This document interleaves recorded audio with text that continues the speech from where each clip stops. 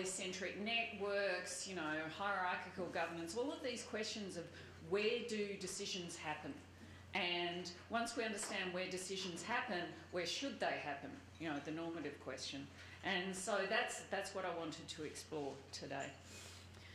The lens through which I think about this is an idea called diffusion of innovation, which Rogers published a nice book in 1995 on this.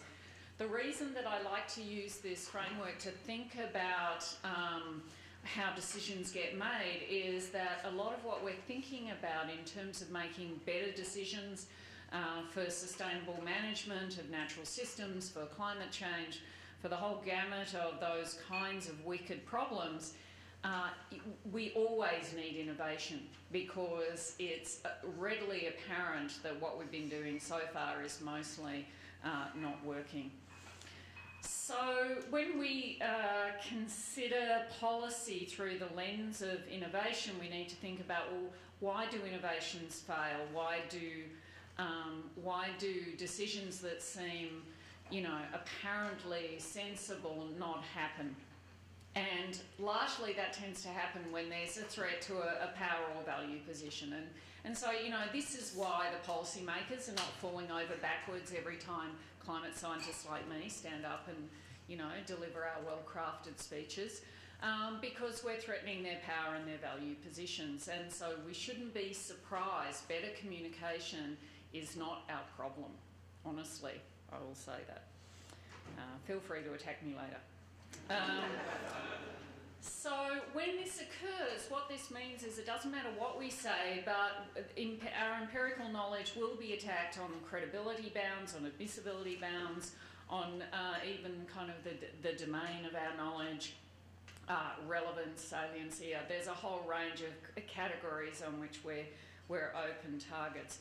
And so I've been exploring this dynamic through the diffusion of innovation. And so what's motivating me in this is this idea of centralised and decentralised decisions, and the way this kind of perceived dichotomy comes up in the literature and in our discussions again and again. Should authority be local? Should we have a centralised situation like China where we can ensure environmental outcomes? All of these kinds of things. So if we think about these two realms, on the centralised side, innovation generally arises through expert sources, and consultation is often pro forma. We like to call that consultative process invite, inform and ignore. Diffusion tends to occur as a uniform package. That is, the policy is set and handed off to practitioners to implement. It's a simple approach and highly effective for problems where the solutions are, I guess, uniformly applicable. You know, that there is a best practice and you can identify it. Because you have access to formal power, which means both sanctions and resources to ensure the outcomes that you're looking for. And there are many examples of this: the Great Lakes Water Quality Agreement, in the Yellow River Delta with wetlands restoration. In the EU, environmental regulation is going in this direction in many places. So it works very well. There's nothing inherently wrong with highly centralised decision making if you can identify a best practice. Unfortunately, the best practice is often not apparent, and I think we've seen that today. So in a decentralised system, what you tend to get is innovation bubbling up from practitioners, from communities, from industry, and from individuals. What that results in is flexibility in responses, but also a high degree of redundancy and a low level of efficiency. So the question is that a price we're willing to pay for the creative potential that we reap from that process? And if we look at examples of that, you know, we've got the Colorado River Basin, the law of the river, which is not, you know, your poster child for good environmental governance. So we really do need to grapple with this about what do What do we mean by decentralised decisions? When are they appropriate? Why would they be appropriate? And because I'm a very concrete thinker, I tend to like to look at very specific things, and so what I want to tell you about is the work that I've been doing in Australia in the Murray-Darling River Basin, which is shown here on the map. It's essentially the breadbasket of Australia. It has Australia's 3 longest rivers, 14% of the land area, many borders within this basin, which is part of the very big issues that we have in managing the basin, because Australia is, in governance terms, quite a loose federation. It's the home of internationally recognised icon sites in red gum forests and grass plains, but it's also where we have 41% of our gross national agricultural product coming from this region. It's also home to 35 endangered birds, 16 endangered mammals and 20 mammals that I've identified as already extinct. So this is a region under a lot of pressure. And that's what it looks like. It's also very beautiful. So, first of all, thinking about the climate. I wish I had a pointer here. I can't go over and wave because I need this. So I will just kind of wave my hands and hope you can see what I'm talking about. So what this shows is the historical river flows from the 1900s, actually from the late 1800s, all the way through to the present day, separated into the northern basin, which is in light blue, the southern basin, which is in dark blue, and there are dotted lines going across, which gives you the average flow levels. So that the thing you'll notice, and this is typical of most climate systems that we look at, is that there's no such thing as an average flow. Thank you so much. That works. There is no such thing as an average flow. What we tend to have in this basin, both in the south and the north, is most years are much drier than average, interspersed by floods. And so this really is the quintessential Australian landscape of droughts and flooding rains. And it's a region that in many ways the agricultural regimes, sectors are really different from one place to another. So places where you have annual crops, this is no problem at all and it works quite well, but a large part of the basin is actually things like horticulture, fruit trees, grapevines, not very well adapted to this kind of high variability. You'll also notice that there's no real obvious trend here in terms of climate change. So what we're talking about here and what we're trying to cope with is variability. And variability for me has almost always been the lens through which I can engage decision makers on questions of resilience. Because this is what they're faced with. As Mark Twain said, climate is what you expect, but weather is what you get. So I want to draw your attention to two time slices. Here in 1993, you can see it was very wet in the southern basin, very dry in the northern basin. So very typically atypical in this area. The other thing I want to show you is here, this is called the Millennium Drought. It lasted about 13 years in Australia. There were children of school age who had never seen rain. And the drought broke with some fairly substantial floods, particularly in the south, when that drought finally broke in 2010. So to show you what this last part, the Millennium Drought and then the floods, look like. So this was in the middle of the drought, and this was a fruit tree grower. And what he said is that, I've just spent an extra $200,000 to buy extra water to keep the trees alive. The problem is that in 2007, when this man was talking, there was no sense at all about when it would end. There was no guidance from from anything that we could do from a scientific standpoint to say, you know, don't worry, the drought will break next year. We couldn't say that, and that's because of something which is called the autumn predictability barrier, which means that in certain areas of the world, you can't predict the following year until after you get past autumn. And so you never quite have the information you need for agricultural planning at the time that you want it. But then straight after the break of the drought in 2010, where we had massive floods, we had this statement where one of the farmers was saying the tormented irrigators are family farmers of our national food bowl, so we're talking about food security here, a big issue in Australia, who have barely held on through a decade of drought exacerbated by water restrictions for phony environmental flows. But now, when they finally have the opportunity to replenish their land and grow full crops, they are being blocked. And so what happened here was that the water restrictions that were true during the drought didn't actually get revised when the flood finally came.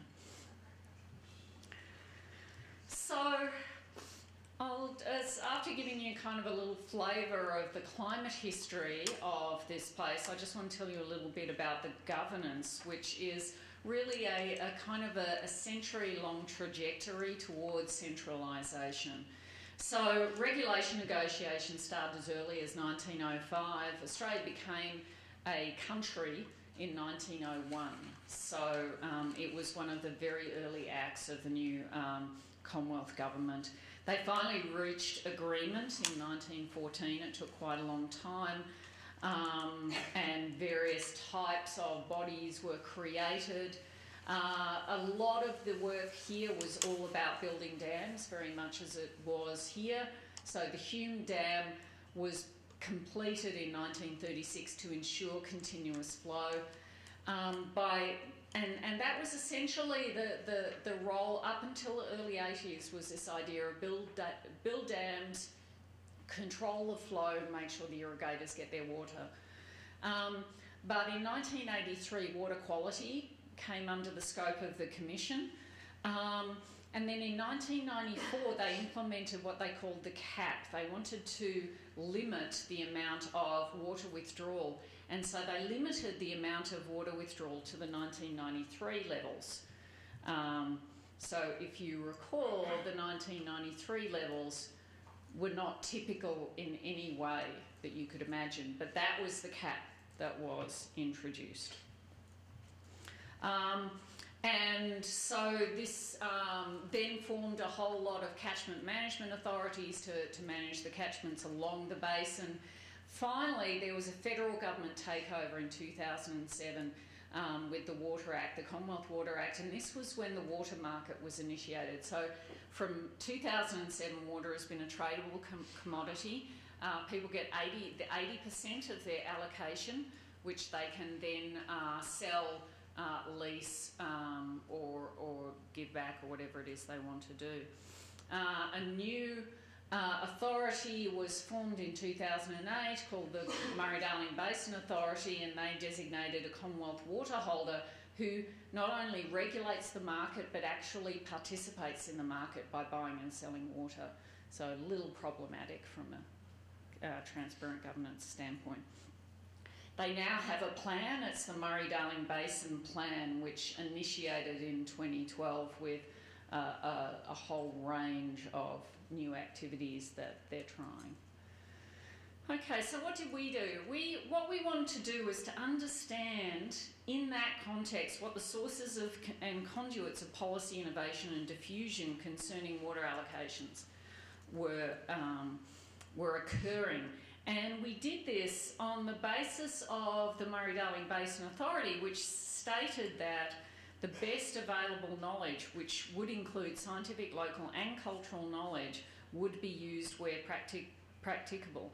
And so we want to get a sense of, well, is this what's really happening, and what do people think? What policies are being trialled, and how do people feel about it? And we used a survey process and identified three major classes of response. The first is a group we call Benign Command and Control. These people really liked the Murray-Darling Basin Plan. They liked the centralised control. They felt that formal power was going to ensure the environmental outcomes. So this is the classic centralisation argument. This is, we have to save the river. The only way we can save the river is if government comes in with their big boots on and enforces it. So it's a strong, benign command and control sense. And this group spans, it's not just environmentalists, it spans a range of players. And down red is some quotes from people that we surveyed. So this is, the abuse and overuse must stop. Sadly, most people won't until they have to.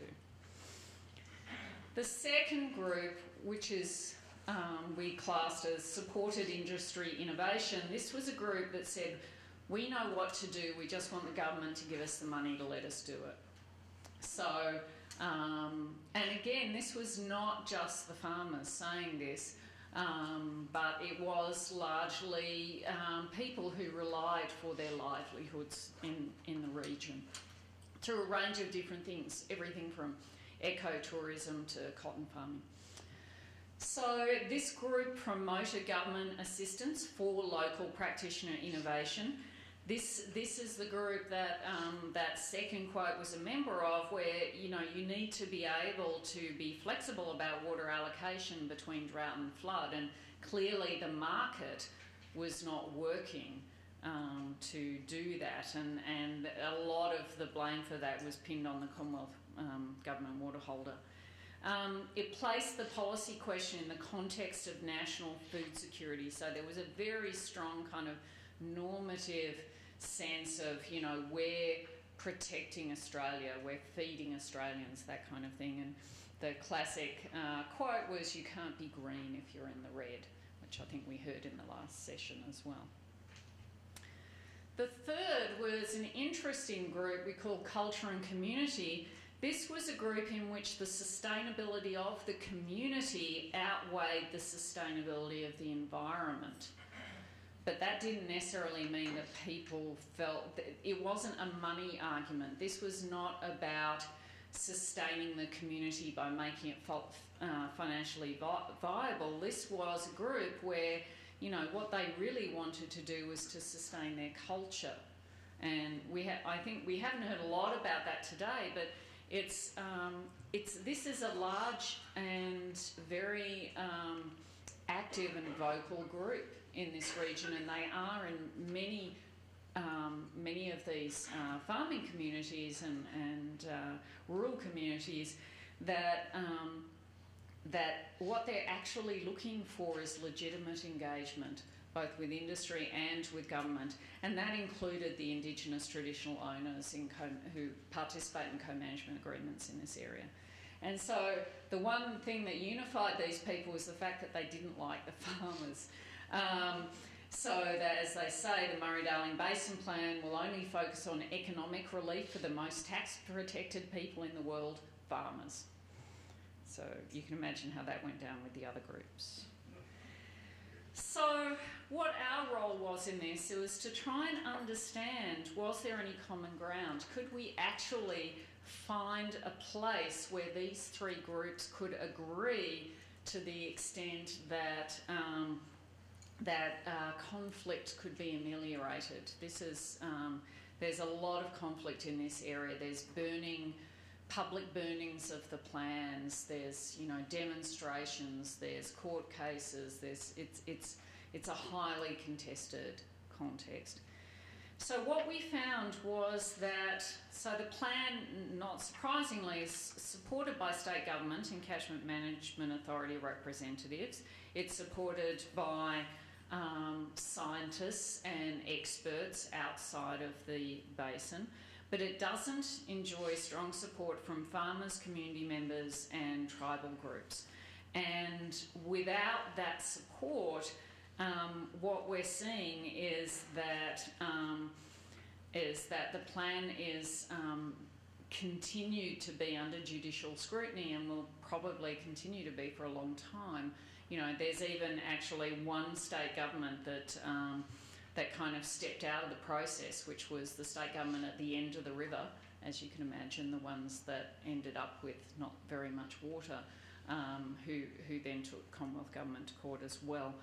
So, so while, you know, you would say initially, well, there's no common ground here, there's no strong support for this plan, which is our best chance of, you know, getting the environmental outcomes we need. But in fact, where there was common ground was this sense of, you know, a need for respect, and that, you know, for me, it sounds obvious when you say it, but, you know, it's clearly not obvious to the people who are developing the plan. This idea of respecting these viewpoints and incorporating those values, those concerns for culture, for food security, for sustainability of, you know, struggling farmers, you know, understanding that yes, this system is a wholly owned subsidiary of the environment, and I will be the first to defend that. But we're not going to help the environment if we tie this thing up in the courts. And so we really need to understand how we can work through these processes where we're respecting the decentralised, the local, the practitioner knowledge, while also acknowledging that there is a role for the expert view. So what have we learned? Well, one of the things that I did was I started thinking about, well, you know, there are advantages and disadvantages, and I looked in the literature and found very much the same thing, that, you know, with centralised knowledge, we have access to experts, we have sanctions, we have resources, we have really well-defined environmental outcomes, and we know that this kind of process is efficient. The disadvantage is this one-size-fits-all, which then rarely fits none. It's clearly slow to adjust to changing signals in a highly variable and highly uncertain context. And then we have this issue of partial incorporation, which is also called symbolic policy. It's this idea that you kind of, you talk the talk, but you don't walk the walk of the policy that's popular. And there's a single point failure, and this is the problem, that once the plan was attacked, anything that was labelled the Murray-Darling Basin Plan becomes a flashpoint. And so we've created, in creating the plan, we've created a target which is a single point failure, and that's problematic. On the decentralised side, the advantages are that we have access to contextual and local knowledge, so we have a diversity. We're robust to high uncertainty, and we can consider that, as in biodiversity, you have a kind of an evolutionary dividend. In policy diversity, we have an innovation dividend that we can start to generate interesting new ideas. And we have redundancy, which I actually consider to be an advantage, although its efficiency is normally the primary goal value. In fact, efficiency means single point failure to me, and so redundancy is a good thing. On the downside of the ledger, we have limited resources and attention almost always, and a lot of this is to do with the kind of the limitations of policymakers in terms of their time and attention. That's a limited resource. There is the issue of venue shopping, which can occur and often does. Partial incorporation or symbolic policy can happen there as in anywhere, and inefficiencies, allocated inefficiencies. So do I have a conclusion? I guess my sense is that in the context of high uncertainty and large variability, we can't live without the innovation dividend of policy diversity. We need to do this. We need to open the conversation with respectful processes rather than just kind of by-the-book consultations to start to bubble up interesting new ideas and give people the space, the somewhat constrained but appropriate space to try them out. That said, we have critical environmental and social outcomes that demand centralised goal setting, and we can't let that go either. And so I guess where I'm coming to with this is that it is a false dichotomy, that we need to think about the appropriate levels for, say, centralised regulation and local implementation, that we can actually separate those governance functions effectively so that we can benefit from the advantages of both.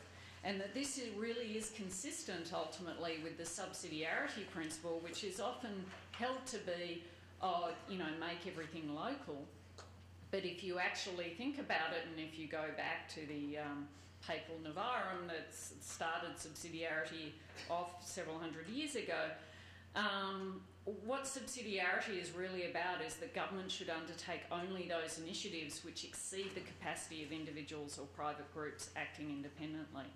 And so to me, what that is ultimately is an invitation to say, let's split up the governance problem so that we can start to attend to and reap the benefits of all of these different ways of doing business. And so with that, I will stop.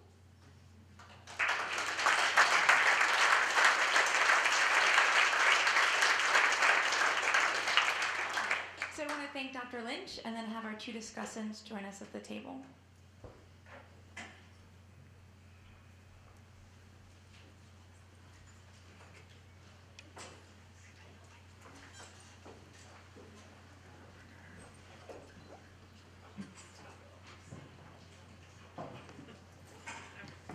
Hello, is this on? Okay. So before we begin, I should tell you I'm Julie Libarkin. I'm an associate professor in geological sciences and integrated studies in general science. So I want to introduce our first discussant. That's Christopher Hoving. He's the statewide specialist on climate adaptation for the Wildlife Division of the Michigan Department of Natural Resources. He was formerly the Endangered Species Coordinator, and before that, a private lands wildlife biologist. He has a number of involvements in regional networks, and I'm going to read these because I find them quite impressive. So he's involved in the Northwoods Collaborative, the Michigan Climate Coalition, the Upper Midwest and Great Lakes Landscape Conservation Cooperative, and the Midwest Association of Fish and Wildlife Agencies Climate Change Committee. So with that, all right, thank you. I'd like to thank the ESPP for inviting me today to be a discussant. And a couple of weeks ago, they called me and asked me to be a discussant. And I said, well, that's great. I would love to be a discussant. What's a discussant? It's not something that we generally do in the government agency circle. So they explained to me what a discussant was and said, well, that would be great. And then I asked, well, who will I be doing a discussant for? And when I heard that it was Amanda Lynch, it was actually someone I was reading one of her books, and so it was very apropos that this was something that I would be invited to talk about. I thought, wow, this is really great. I get to listen to her talk and get to talk about it. So I want to talk a little bit about diversity and a little bit about policy diversity and also a little bit about biological diversity. And I'll tie them together at the end rather loosely. I don't really have anything that profound to say, but I want to talk a little bit about sort of my role as an adaptation specialist. It's a new position at the DNR, and I'm in the Planning and Adaptation Unit. And the Planning and Adaptation Unit, what we're starting to find, and we're only 2 years old, is that we have these dual roles that Dr. Lynch was talking about, where we have the planning folks who are really the central planning unit within the Wildlife Division for the state of Michigan. So we are that centralization, we're headquarters. But we also are the adaptation section. And so we're trying to explore and help innovation in the field and try to get folks to try different things and maybe do a little bit of redundancy or inconsistency across the landscape. When we talk about species diversity, and Michigan is blessed with many different species of wildlife. But many of them are endangered. We have on our state endangered species list over 400 species of plants and animals. It's a rather daunting number, and really the way that at a statewide level that we protect our biological diversity is protecting that diversity of wildlife species and plant species that we have on the landscape. And we recently did an analysis between the Michigan Natural Features Inventory and the DNR and looked at all of our endangered species, all of our species that are on the way to becoming endangered, and all of our game species to see which ones are most vulnerable to climate change and why. And what we found was that most of our endangered species are vulnerable to climate change. And that's in addition to all of the other unfortunate things that are driving them towards extinction. So it's just one additional thing that is sort of working to reduce the biological diversity of this state. And it really adds a challenge to conserving those species. One other thing we found, though, that was a little surprising was that many of our game species as well were vulnerable, and some of our more common species were vulnerable. One species that surprised some of us was bats in Michigan. Many of our species of bats are vulnerable to climate change. And these are species that generally either migrate out of the state or they hibernate in caves. So they're really not exposed to the climate variability, especially in the wintertime. And what we found when we looked deeper into the analysis, the reason that they were coming up as vulnerable to climate change was because of wind power. Bats, for some reason, are very attracted to the spinning blades on these turbines, and they often will hit the blades and are killed in rather large numbers. Bats are not like mice. They don't reproduce at a really fast rate. They're not rabbits. They really reproduce more at a rate like elephants. So when you kill a bat, it's almost like mining a bat out of the environment. You're not creating more bats very fast. And so we've been concerned about this, and the Michigan DNR, along with the other DNRs in the Midwest, have been working with with the Fish and Wildlife Service and the wind industry, many companies that have wind turbines in the Midwest, on how we can reduce bat mortality at these wind farms. And it's been a really great opportunity to interact with the bat biologists at these different companies. But when we talk to them about what's keeping you in the room, one of the main things, they said, we as biologists we like talking about bats and such, but what gets us to these meetings is the bankers, and they're concerned about the reputation of the companies. And so it really comes down to, partly it's endangered species regulation, but it's also very largely the reputation of these companies, and that's what's driving their change in trying to reduce the impact from bats. The reason I bring up bats and sort of dwell on that, aside from the fact that bats are very cool and they're very important for our as an ecological service for our farming community, for eating the bug pests. I bring it up because it's one of those examples of something that, from a centralized standpoint, we would say, yes, we need to move away from fossil fuels, we need to move to renewable fuels for a variety of reasons, including climate change. But if we look at it as a silver bullet, as something that we're just going to do across the landscape to the fullest extent and not worry about the consequences, we find that it's not a silver bullet. It has some drawbacks and consequences, and we probably don't want to do it in every place to the fullest extent on the landscape. We want to be smart in how we choose to do it, how we choose to run the turbines, especially at night in the summertime, and so on and so forth. So that gets to the point that we need to expect surprises, and we also need to be very suspicious of silver bullets or very simple solutions to what are very complex and wicked problems. Now, when we get down to the level of species, one thing that I learned actually last week was that when you look globally at the hotspots for biological diversity, what you often find is that those are hotspots for language diversity and for cultural diversity as well. And so a lot of the way that people interact with their environment is driven by local landscape conditions, local climates, and so on and so forth. And if we try to do the same management or the same same solutions over the entire landscape. The Michigan DNR manages 4.5 million acres of forest land in the state. It's the largest state forest system in the country. If we tried to manage all of that towards one solution or one idea of what the climate would be like in the future, we would probably simplify that landscape and probably, over time at least, lose some of our diversity because we're treating everything the same.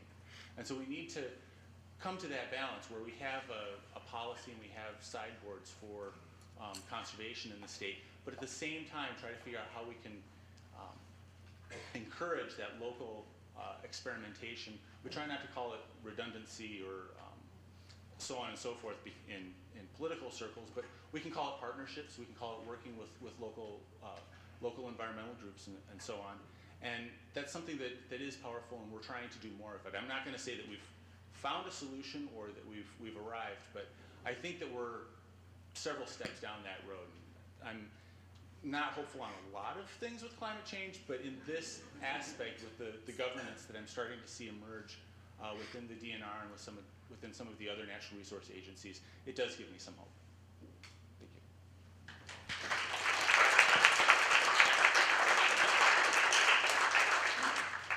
Thank you, Chris. I want to introduce our second discussant. This is Kyle Powys Whyte.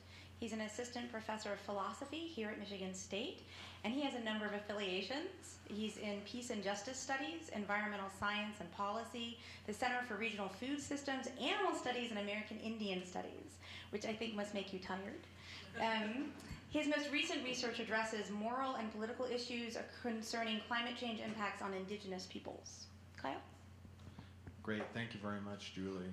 Yeah, when you mentioned all the affiliations, all the people in the audience who are actually part of those affiliations now know why I don't go to the meetings.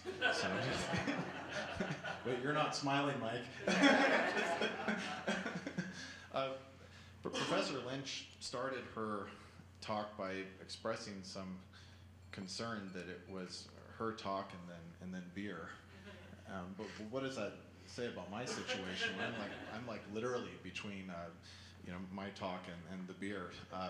So when I was looking at your profile, Professor Lynch, as you mentioned in the beginning of your talk, I said, oh man, there's all these things that you could present on and that I could probably comment on. And there's still like 3 or 4 threads that I wanted to follow, but I'm just going to choose one and go with that. And I wanted to focus on some of the issues you mentioned about indigenous people whom you've worked with in some of your projects before. In my work, I'm an ethicist. That's one of the reasons why I've got so many doggone affiliations, is because as ethicists, we work with a lot of different groups. And because I mainly try to work with scientists, at a science-intensive school like Michigan State University, there's a lot of opportunities out there for me to do so. But in particular, I'm concerned with ethical issues that come up when federal agencies or scientific organizations work with tribal groups, indigenous people, and most of my work is based here in the Great Lakes and in the United States, although I do some work that is international in scope. So I wanted to talk about a little bit of those experiences. And as you guys know, we're talking about indigenous people. That's a pretty diverse bunch. Roughly speaking, indigenous people, there are 370 million to 400 million indigenous people worldwide. And the definition of who counts as an indigenous people is a little bit fuzzy. There's definitely some themes that might make some groups want to identify as indigenous, such as a pre-existing self-governance, before a period of invasion or colonization, or a desire to continue one's culture in the face of a larger nation state, which has a very different culture and oftentimes tries to impose its culture on an indigenous group. But as some of you guys know, the identifier indigenous people internationally is a voluntary one, meaning there's some groups who definitely would seem to fit the definition that I just gave, but don't want to be called indigenous people. And there's other groups that really grasp it. And the diversity of indigenous people is pretty pronounced. Like, for example, in the work I do here in the Great Lakes, treaties are a huge issue, as many of you guys know. Professor Lynch, I was going to ask you, how many treaties did the Australian government sign with Aboriginal people? None. Yeah, that's right. So it's a little bit different context. So when I talk about my examples, just note that they are very, very different from the groups in Australia and other parts of the world that Professor Lynch works with in the research and policy-oriented work that she does. But so as part of my work doing ethics, one of the things I get to do is I go to all sorts of conferences where it's primarily tribal governments from the US and Canada that are talking to each other about how to deal with environmental issues. And sometimes you see folks in federal agencies and state agencies or non-governmental organizations at these meetings. But one of the funny things about the meetings, I've never heard among tribal people the topic come up of should we go centralized or decentralized with our government, governance, right? Never come up once, right? Where oftentimes centralized means, aka the white folks take care of it, you know, and then decentralized meaning a more inclusive type process. But that, you know, that topic just isn't one that you hear folks talking about. And I wanted to recast a little bit the issue of diversity then as actually one where the different groups, right, and oftentimes the groups that in different conversations get talked about as local in terms of centralized or decentralized, that's oftentimes not the outlook that they have. And so part of I think the issue of diversity is also you know, how do we talk about some of the issues that Professor Lynch is mentioning about centralized or decentralized when you're also dealing with groups that wouldn't necessarily adopt that same perspective in terms of their outlook on climate change adaptation and governance. So take, for example, tribes, federally recognized tribes in the Great Lakes region.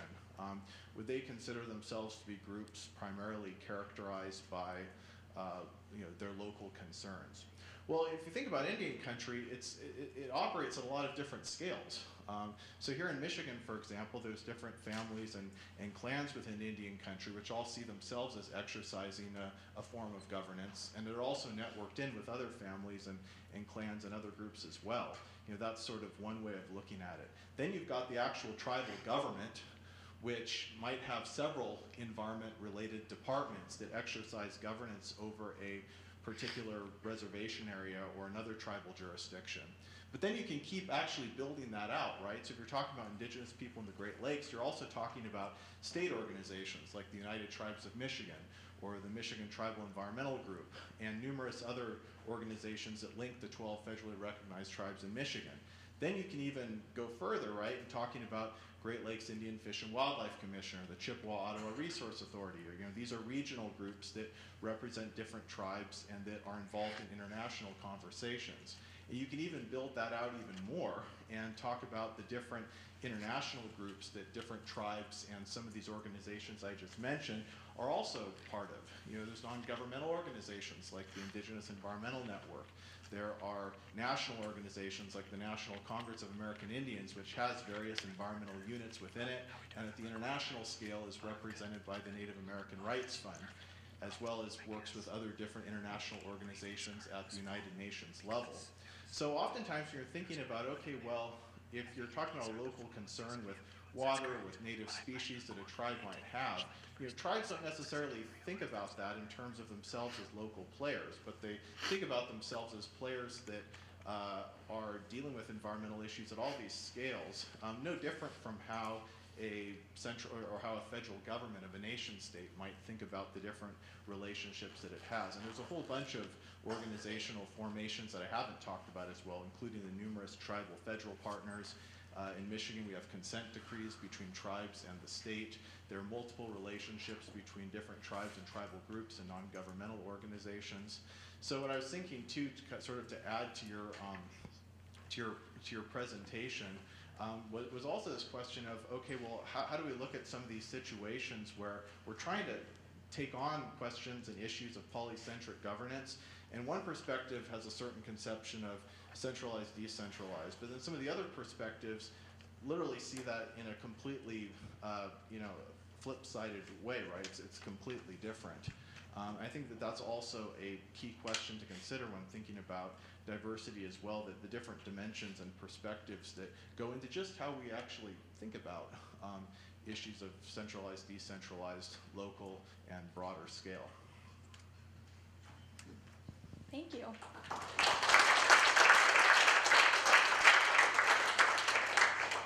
So now I wonder if the speaker would like to respond to those two discussants.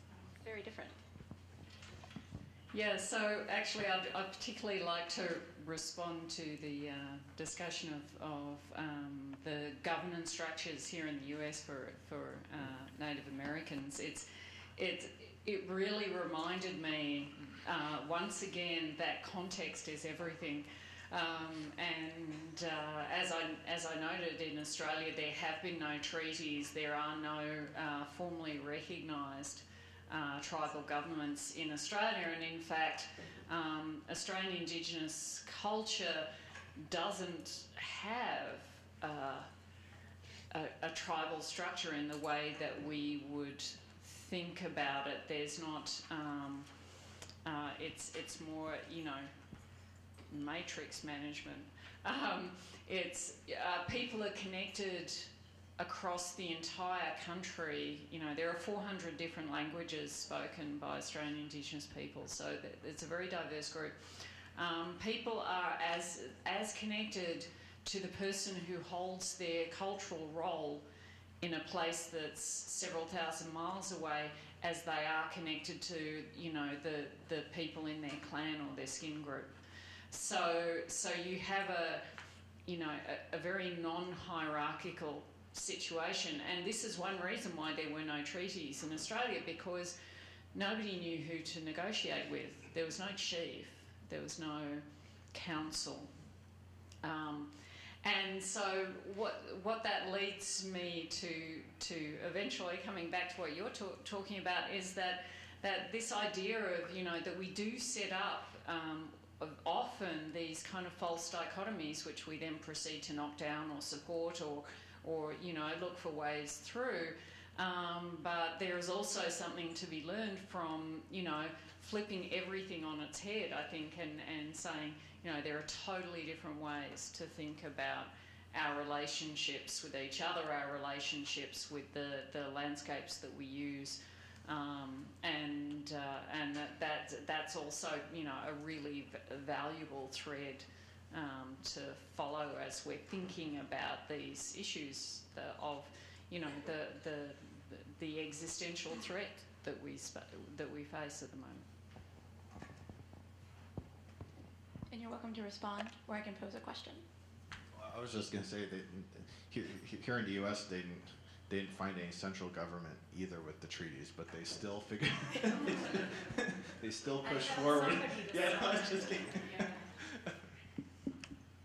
So, as before, I have a question posed by a student, and I wanted to point out that all of the questions you've heard today were written by students who are very diverse. So we have questions from graduate students all the way through general education students enrolled in integrated studies courses.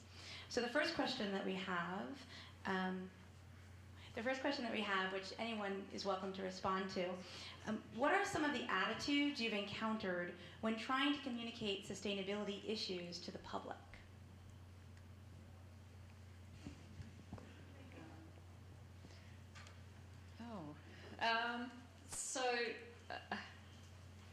Okay, I'll preface this by saying that one of the things that, you know, my cracks about us all being good communicators notwithstanding, one reason why I don't actually engage with the public very much, and I had a discussion with a journalism student from Michigan about this before I arrived. She interviewed me over the phone. Is that in Australia, and I think it's happened here as well, there's a substantial minority of the public who feel very comfortable making death threats to public intellectuals whose views they disagree with, and I was the target of that in Australia, and I understand there are some people in the room who've also experienced that. And so what came out of that was that I'm entirely less enthusiastic about engaging with the public than I used to be. So that said, the forums that I tend to work in tends to be in groups where I have a particular goal in mind. So I'm very interested in supporting diversity and resilience in vulnerable communities. I'm very interested in promoting young women in science. There are a range of, I have an agenda, and so I will tend to engage with the public on those agendas. And so the sustainability aspect of that is something that kind of trickles through on the sly to a certain extent, and this is, as I was pointing out with that Murray-Darling Basin flow, there's no trend there, and this is the thing, there are very big trends we can point to, but unless you can point to a trend that somebody is experiencing and they notice, so this tends to be, for example, farmers who are actually aware of the natural environment around them, as opposed to somebody who lives in a city who generally, only notices if it's raining or they need the air conditioning on. So unless you're actually interacting with people who have some awareness of what's going on in the natural world and some history of that, then what I tend to point to is variability, and and the question of resilience, adaptive capacity, making better, more robust, more equitable communities. And for me, sustainability is the kind of it's the real agenda. But in the way that I work in this space, it's a co-benefit, and I freely admit to being sneaky about that because of my experience. So. Yeah, I think that in general, when I'm called on to talk about sustainability, I'm generally talking to fairly friendly audiences in a conservation context. And so I'm not challenged too often. However, I do make a conscious effort when I try to talk about climate change, knowing that it can be fairly controversial, or that there are often some people in the room who are either unsure or potentially skeptical, is making sure that at the beginning of the talk that I make some connection with the audience that I'm talking to. So if I'm talking to, say, a Audubon Society club, I'll talk about some of the birds that I've seen recently. And that puts me on sort of the same group that they are in, and diffuses some of the critical thinking or antagonistic thinking that might otherwise go on. If I'm talking to, say, a Safari Club International group, I'll talk about my bow hunting experiences in the past year. So trying to establish that common ground beforehand is really key, and being genuine about it. I mean, if I'm going to a group that, say a Ducks Unlimited group, I'm not going to talk about my waterfowl hunting because I don't hunt waterfowl, and that would seem very fake if I did. But I try to find some common ground that we can talk about. I would challenge folks that we do, as a conservation community, tend to preach to the choir, and I think that's, in some ways that's good. We need to feel that sense of camaraderie sometimes, and so this has been an excellent conference, I think. But we also need to take some time to have those conversations that are difficult with people who maybe we're part of that group, but we're also part of the conservation community. So if you're, say, a Muslim student, you can talk about climate change to a conservative Muslim audience that might otherwise not hear about that conversation. If you start off with, I'm a Muslim and this is why I care about that, or I'm a Christian and this is why I care about that, or I'm an atheist and this is why I care about this issue. So when I primarily talk to folks that don't work that much with tribes about tribal collaboration, tribal cooperation, and usually on the issue of climate change adaptation, one of the toughest challenges I face is that when you're talking to a lot of different audiences, they either are like really intent on saying that, okay, well, tribes, through their cultures have all the answers to climate change. And you get the complete opposite. There's folks that say, okay, well, where's the smoking gun where some tribe, supported a coal-fired power plant, or, some tribe, doesn't have a very good recycling system, or something like that. And so it's oftentimes hard to communicate through those sort of dualisms that you find out there. Another thing that can be kind of tough is when folks don't have an appreciation of the environmental history of indigenous peoples. One of the things I find a lot is climate change is not a new issue for tribes. They've dealt with climate change, whether it's through how colonialism changed the habitat or through forced relocation, deforestation, numerous other issues. So the current sort of climate change ordeal is just another kind of way in which tribes have had to deal with climate change. So oftentimes it's hard to communicate that to folks if they're already not grounded in the environmental history of tribes. I think that's probably the toughest challenge I face when speaking to different sort of non-tribal or often non-academic audiences. So now we'd like to open it up to questions from the audience. And we'll have a microphone come around so we can record you.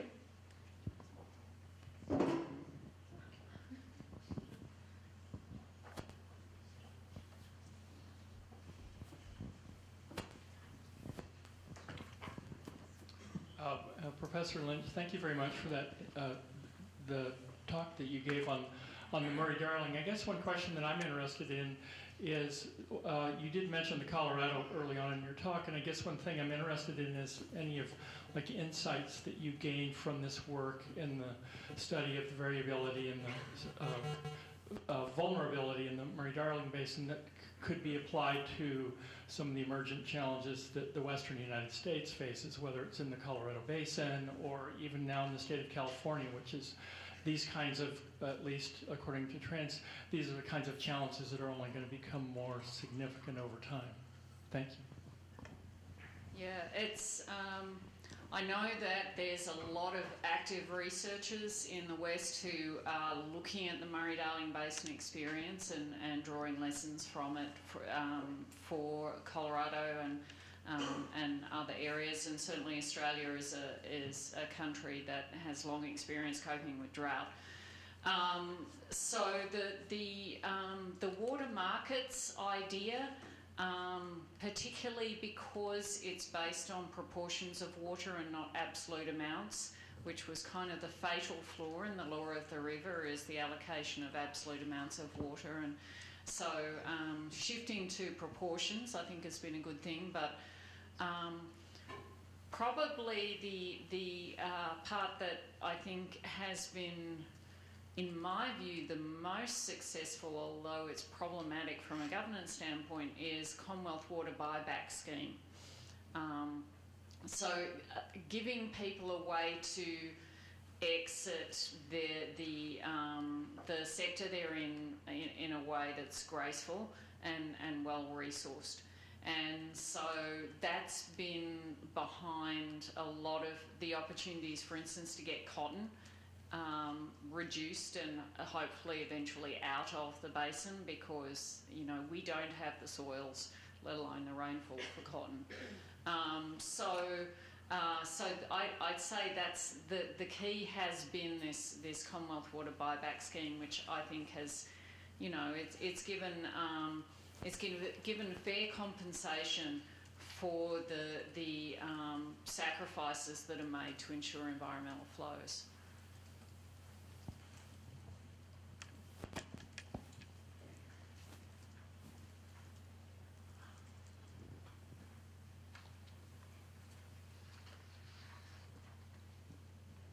I have a question for you that's at a different level. In this amazing work that you've been doing, since I work with the UN on climate change, my tongue-in-cheek question is, how have you survived with the comings and goings and the antis and the pros on sustainable development and climate change issues? And there is no problem with climate change to embracing it wholeheartedly.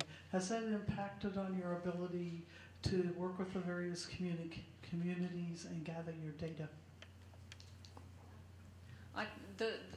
I'm very concrete in a lot of what I do, and I guess my fundamental paradigm is always engaging communities on the questions that matter to them.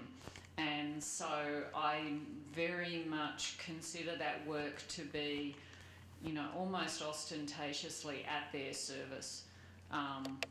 And I consider that, given that I'm paid by the public purse, that's kind of fair enough. Or up until now I'm at Brown, and so I can do whatever I want, I guess. But I still take federal grant money. So I think that, for me, it's engaging with those very concrete problems of the community that's right in front of me, and thinking about what good can I do here and now.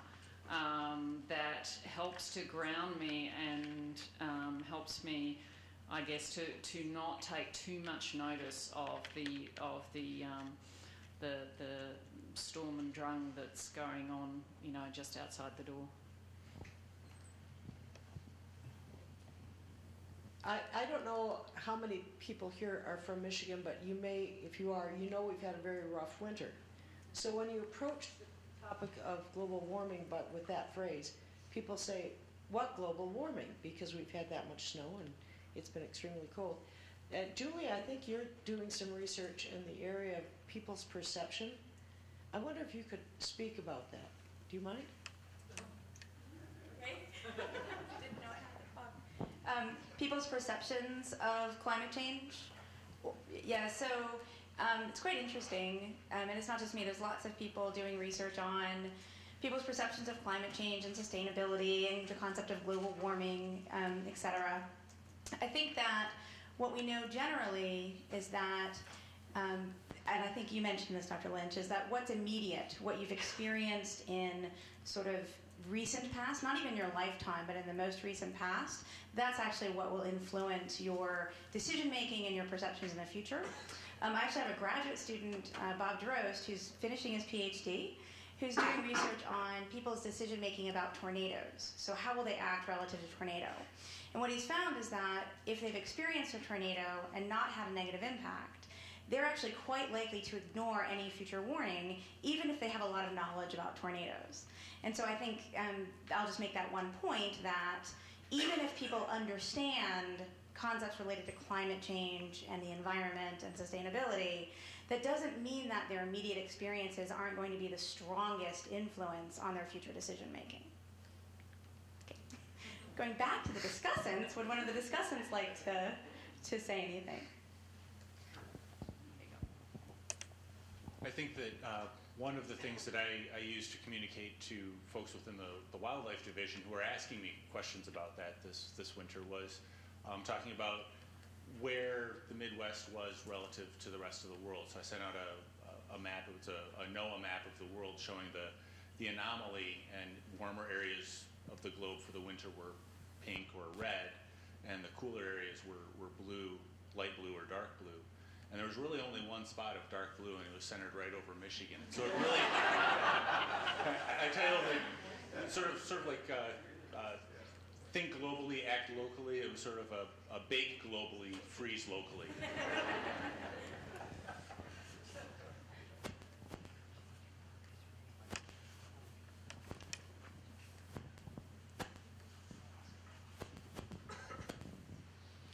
Yes, I'm from Montana, a very arid climate, just like the Murray-Darling Basin, and I was there a few times over the years. I don't remember much in the way of water use for coal and fracking and those sort of things, which for us in the West now is a whole new competitor for our very limited water supply. Is that still the case? Yeah, that's still the case. We've got bucket loads of really dirty brown coal in another area that's outside the basin, and so Australia has such a surplus of energy that that we haven't gone to things like fracking. So I have a question. I find your discussion about, Dr. Lynch, the discussion about decentralized versus centralized systems really exciting. Based on my personal experience, and I grew up in a centralized society, and then I live in a decentralized society, and some observations that, like in the U.S., we know what should be done, we talk about it, but we never do it. In China, we do it, but we don't know what is right, so we make mistakes. So, water is really a big challenge. And in many developing countries like China, India, there is this big problem. It's more severe than what you were studying in Australia. And in a centralized society like China, many times what you see is that it's not only centralization, it's the incentive system. The local governments, their officials, their promotion system is totally distorted towards GDP, towards other things, rather than answering to the welfare of the local people. So I wonder how this centralized versus decentralized system would fare out in those societies, developing countries, where the institutions are totally different. Yeah, I'm not sure how much intelligent I can say about that, because I've pretty much only ever worked in developed countries that have good functioning governance systems, so that, whether they work poorly or well, they work as they were designed. And I'll even actually say that about the US system. We complain a lot about it, but it's actually, there is nothing about what's going on in DC at the moment that's surprising to me when you look at the design of the system. It's so we're getting what we wrote down, but yeah, I think that for me, and certainly with I have some colleagues at the World Bank who work particularly in Africa, and what we've talked about is that, in the end, good, transparent governance of any sort is going to be a benefit in most of those regions, because we do have, in those contexts, if you say, if you're talking about Rwanda or Sudan or anywhere, that what you have is so many and so deep misplaced incentives that there's really no chance to even kind of get into the niceties of how do you want your system to run. I think that you're doing well if you can get good, transparent governance there of any sort, and then we can kind of go from there.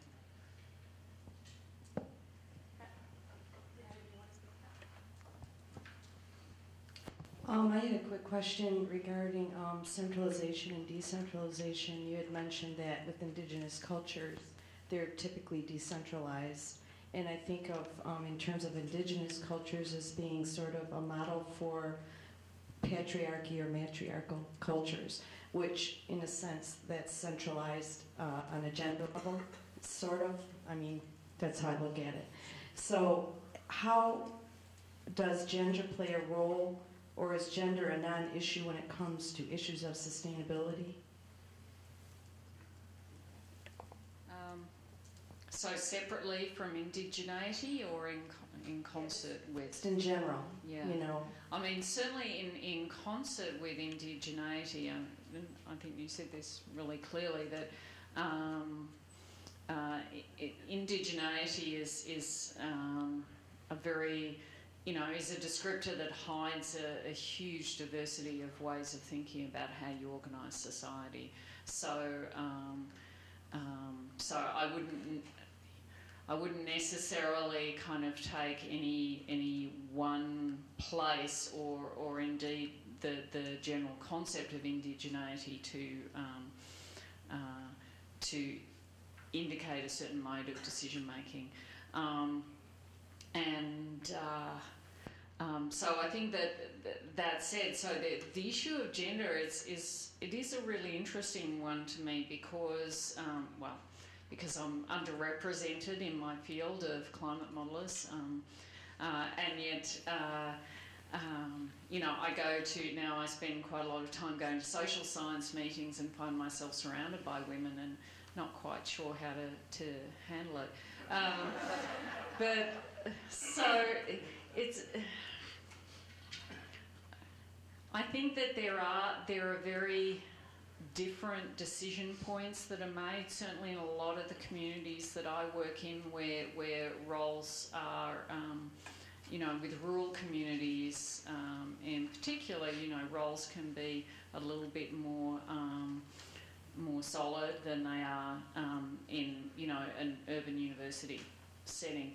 And so what I find then is that you do need to engage in different ways, and often separately, which is something that I seek to do so that I can get those differing perspectives that are gendered very often. And I would say the same thing is associated with age as well, that there needs to be a certain amount of separation there in terms of the discussion. So certainly in my personal experience, those kinds of measures of identity do matter to what we conclude and what we see in terms of the ways people are framing sustainability and making decisions about it.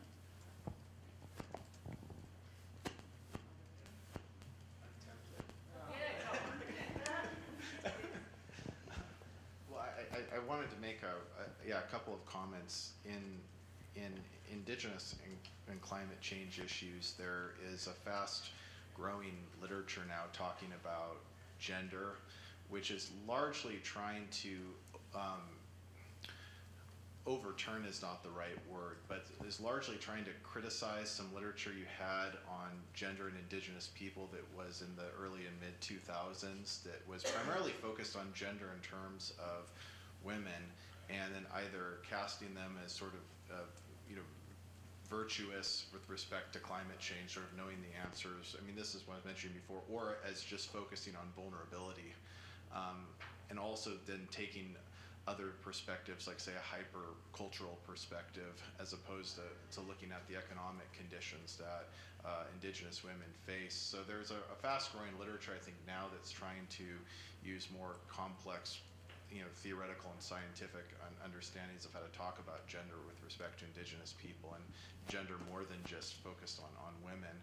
But then also with some of the cultural things you mentioned about gender systems within Indigenous people, that's also one where there's not a lot of good understanding with respect to climate change. Because on the one hand, right, there are these ideas that, well, different societies were either matriarchal or patriarchal, but they also didn't have gender systems that reflect, like, say, the dominant one in the US or a gender system coming from Europe. There were different genders that didn't fit into the sort of male-female type of distinctions that you see in other cultures. So there's also that dynamic as well in terms of how we think about gender with respect to climate change and Indigenous people, and some of the concepts about gender that you inherit depending on where you're from don't apply as much to Indigenous people. But then also Indigenous people are accountable oftentimes to being identified within gender formations that don't originate in their society, and that can be a substantial source of vulnerability. So.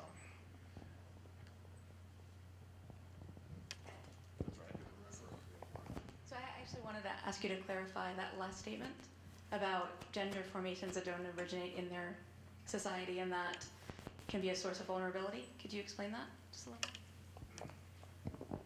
Yeah, for example, to think about one or two examples, in the circumpolar north, for example, or even part here in the lower 48, where you have increases in extraction industries and things like that, you also get an increase in the trafficking of Indigenous women.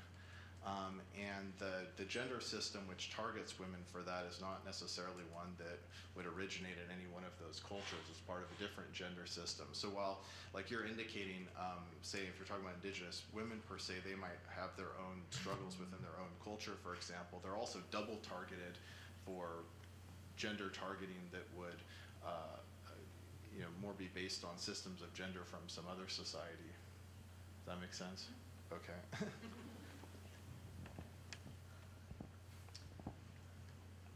My name is Brendan O'Neill. I work, I'm a graduate student. I work at the Kellogg Biological Station. I have kind of two questions. The first is kind of a flip side to the hard winter in Michigan question, which is, I wonder if, to what extent the drought that you observed played into discussions of water issues in the basin, and whether it sort of altered the groups or subgroups that you sort of identified, and Second question is sort of more broad about issues of allocations and trust of resources. It could be in the case of water, but just resources in general, and whether there's trust and transparency that you observe more in the centralized versus decentralized model among stakeholders, and whether that plays into the issue of sort of diffusion of innovation. So yeah, with the first, the drought, the Millennium Drought certainly had an impact on the debate in Australia around climate change and cap and trade and what ultimately became the carbon tax. But I wouldn't say that it did so to the extent that it made it politically feasible if it hadn't have been otherwise. It was still highly contentious. What it did do, though, was that it promoted a lot of discussion about water policy specifically, as opposed to energy policy. And to the extent that there was a murder in Sydney where a man murdered his neighbour for watering on the wrong day. So the enculturation of water as a valuable commodity became very deep, and did not depart with the break of the drought. So again, this speaks to, I think, your work, where people do tend to respond to what's in front of them rather than making those broader connections necessarily.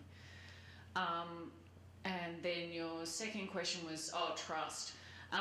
So again, this often comes down to a cultural issue, and around this issue of kind of transparent governance.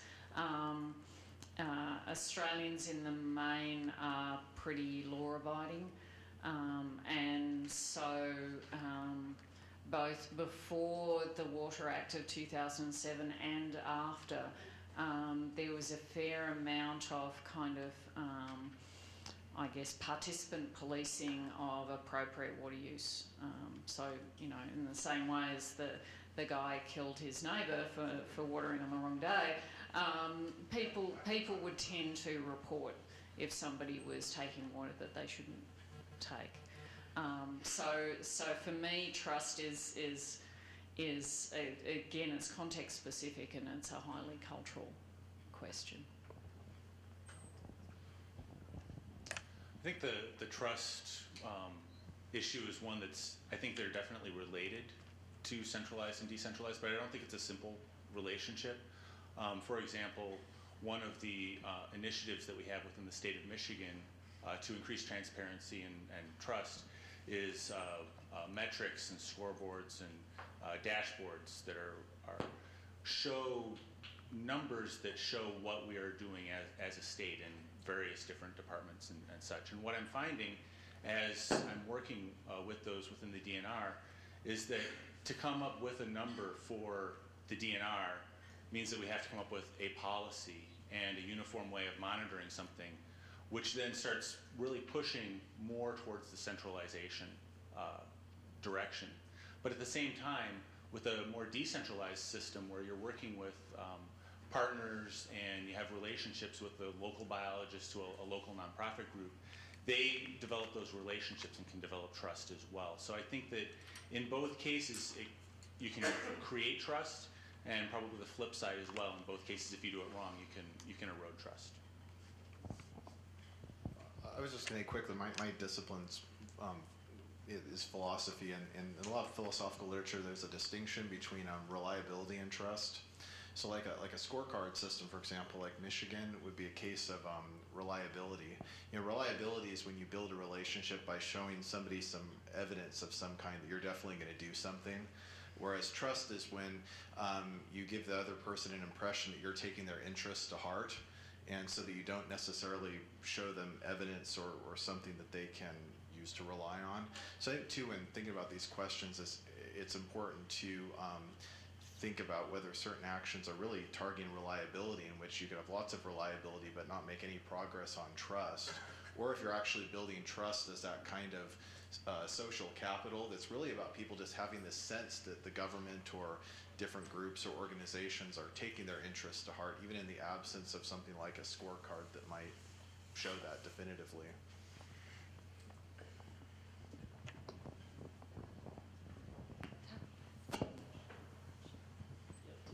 And this follows a bit on, it follows on a lot of themes today. Let me offer a conjecture about environmental conflict, that a lot of our conflicts are about facts, and certainly scientists are trained to have fierce disputes about what the facts are and to deal with uncertainty. But my conjecture is this, that a lot of the debates we have around climate change and other sustainability issues are really value conflicts. But because values are closely related to our identities, we're very uncomfortable. We're very comfortable saying, I think you got your facts wrong. And we have processes for working that out. But if I say you've got your values wrong, you're not a good person, we don't have very good mechanisms for dealing with that. And I've observed over the years that perhaps this is part of the problem, is that we don't have good ways of dealing with value uncertainty, let alone with value conflicts. By value uncertainty, I mean, I'm not quite sure what to think about some of these complicated problems because they're so nuanced and you know, some of the kinds of trade-offs we're talking about. Anyway, I throw that out as a conjecture and would love to hear your reactions to it. No, you won't get any argument at all from me.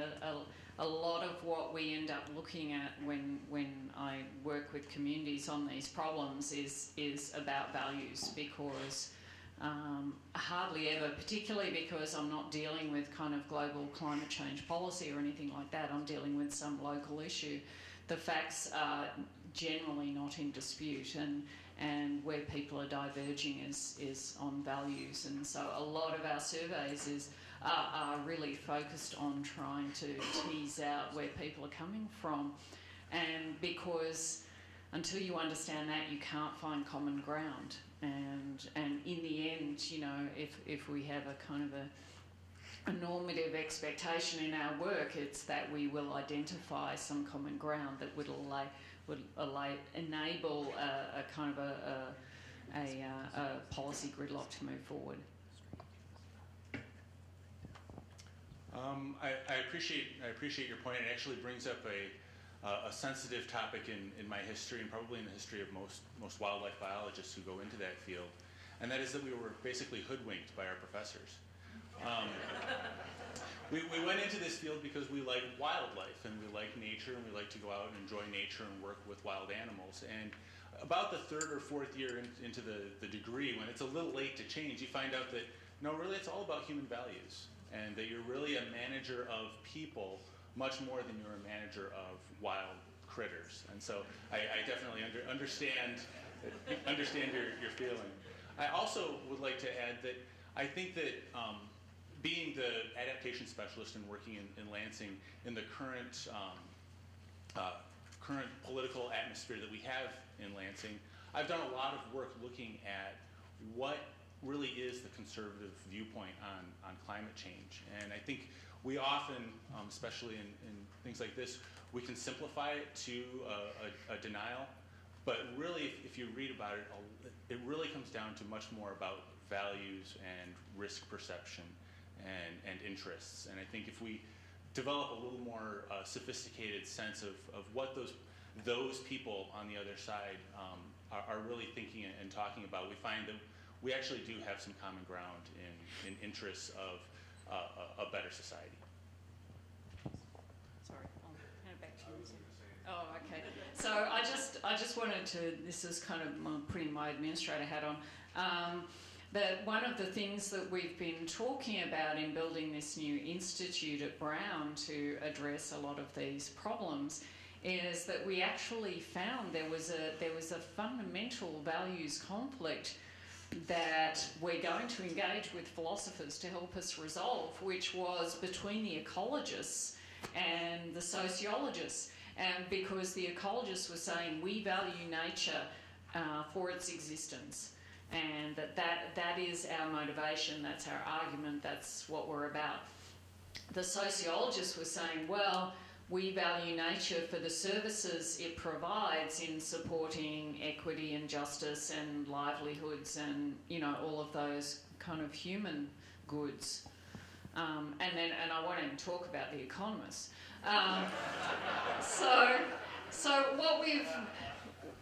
what we've realised is that we actually have some kind of very deep discussions to be had amongst ourselves as a scholarly community, because we assume we're all motivated by the same things, but in fact we're not.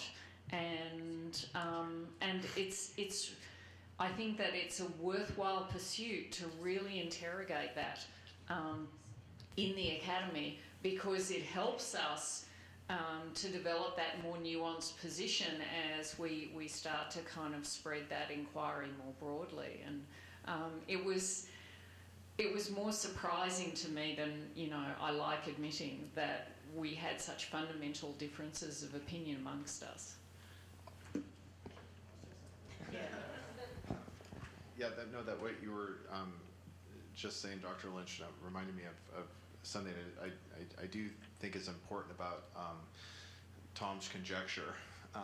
You know, I think though, when we really shift to the issue of looking at value conflict and things like that, then we also really have to shift in what we think a lot of the solutions for issues of diversity are, and that there's a lot of different models out there. So for example, if you look at value differences seriously with Indigenous people, like I was mentioning before, you'll find a lot of Indigenous people are looking at climate change as something they've endured since colonization in a lot of different forms, right? And whatever governmental solutions the US or Canada has tried to use for supporting Indigenous people's environmental aspirations, they've all not been adequate. And so from an Indigenous perspective, if we're getting in depth into the value aspect of it, right, it's a history of political institutions and so on that have failed for climate change adaptation, if you take a broad conception of what climate change means. So there you're actually looking at a situation where the solution might actually be in a political reconciliation process, like you've seen applied in conflict countries in issues like war and genocide and things like that, right? And that's not necessarily a model, like political reconciliation, necessarily a model I see in a lot of the environmental governance literature, for example. But I think that your conjecture would actually push us to maybe think about some of those other ways of bringing people together and dealing with conflict that you don't often see in climate change governance or environmental governance work. So that's the end of our session. I hope you'll join me in thanking the speaker and the discussants.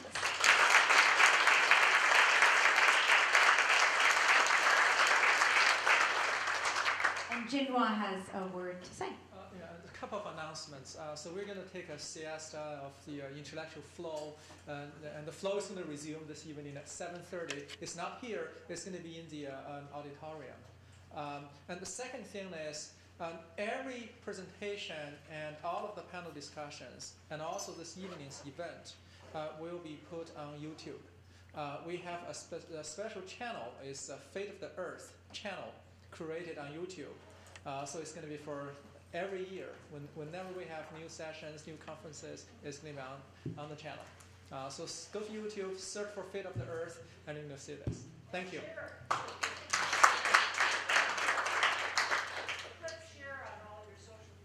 Oh, yes. Yes. Yeah. Broadcast this. Yeah. Share this with your colleagues, with your students, with your communities, so that we can really broadcast the important messages that were made today. Thank you.